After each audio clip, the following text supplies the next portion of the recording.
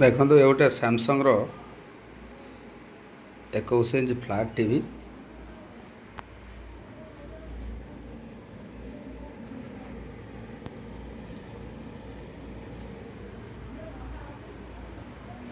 यार motherboard T problem थिला।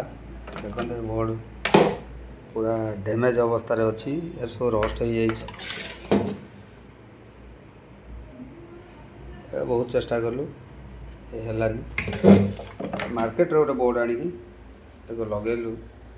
Market रे बोर्ड लगेला तार प्रॉब्लम होची रिमोट काम कलानी। मुझे मेमोरीज प्रथम मेमोरीज चेंज कली, आउ सब कनेक्शन सब डिटेल्स सब चेक कला परे भी एथरे रिमोट काम कला ना। फाइनली जो मेन आईसी कंपानी थिला ता काढ़ी के पुराना बोर्ड गोटे आनिक आईसी लगेली। आईसी नंबर तो देखु बेस्टा विजन जो लगे से आईसी लगेला